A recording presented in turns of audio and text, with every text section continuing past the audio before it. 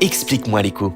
Bonjour, je vais vous parler des mesures du niveau de vie et de la pauvreté. C'est quoi le niveau de vie?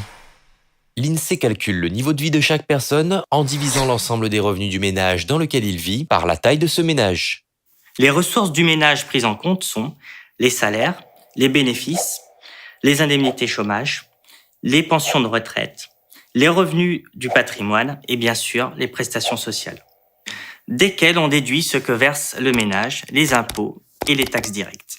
La mesure du niveau de vie dépend de la composition familiale, puisque la consommation dépend de la taille du ménage. On ne dispose pas de la même aisance financière lorsque l'on gagne 2000 € avec 2 enfants à charge que lorsque l'on gagne la même somme en étant célibataire. La vie en commun permet de réaliser des économies d'échelle. Pour prendre en compte ces économies d'échelle, ainsi que ces dépenses induites, la taille des ménages est mesurée en unités de consommation, définie selon une échelle d'équivalence internationale. Le niveau de vie, c'est donc le revenu d'un ménage par unité de consommation. C'est quoi d'être pauvre? Parler de pauvreté, c'est parler de privation, d'inégalité sociale, voire d'exclusion. En somme, d'une réalité complexe. Comment mesure-t-on la pauvreté? La plus utilisée est l'approche monétaire. Elle consiste à comparer le revenu à un seuil de ressources que l'on définit comme le seuil de pauvreté. La mesure de la pauvreté a fait l'objet d'un consensus entre les différents instituts de statistiques européens. Cela permet des comparaisons internationales. Une personne est considérée comme pauvre si son niveau de vie est inférieur à un certain revenu, que l'on définit comme le seuil de pauvreté. Qu'est-ce que le seuil de pauvreté? Le seuil de pauvreté change chaque année, selon l'évolution des revenus et leur répartition dans la population. On parle alors de seuil de pauvreté monétaire relative. Cette approche est en effet relative à une population, à une époque ou à un territoire. Par exemple, une personne percevant un revenu donné peut être considérée comme pauvre en France, mais pas dans un autre pays moins riche ou à une autre époque. Le taux de pauvreté, c'est quoi? En 2010, il y avait à La Réunion 343 500 personnes pauvres pour une population de 817 000 habitants, soit un taux de pauvreté de 42%. Ce taux de pauvreté est 3 fois supérieur à celui de la France métropolitaine, qui comptait cette année-là 8,3 millions de personnes en situation de pauvreté. Et les inégalités? Pour mesurer les inégalités, plusieurs indicateurs statistiques existent. Les plus couramment utilisés sont le rapport interdécile et l'indice de Gini, dont le calcul s'appuie sur la courbe de Lorenz.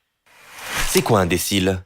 Si l'on ordonne une distribution de salaire, de revenus, les déciles sont la valeur qui partage cette distribution en 10 parties égales.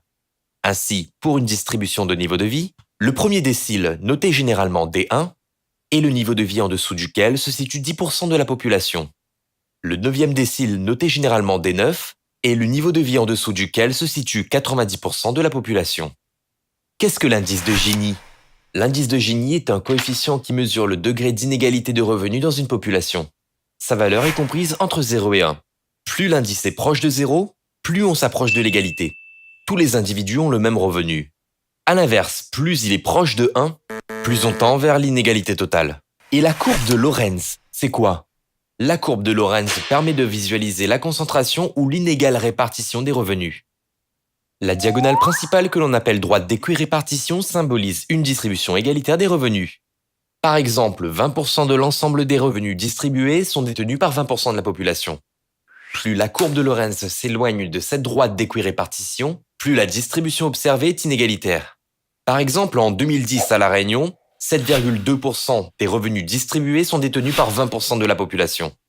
L'indice de Gini correspond donc à 2 fois la surface S entre la courbe et la droite d'équirépartition. En 2010, l'indice de Gini s'élevait à 0,37 à La Réunion contre 0,30 en France métropolitaine. Cela illustre le fait que la distribution des niveaux de vie est plus inégalitaire à La Réunion.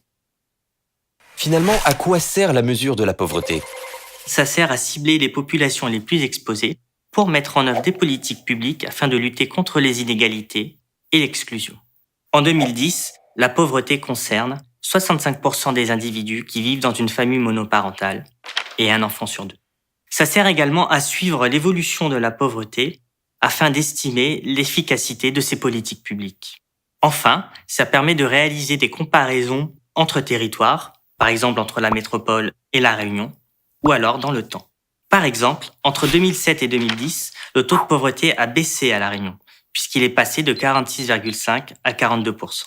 À la Réunion, les personnes les plus exposées à la pauvreté sont les familles monoparentales et les enfants.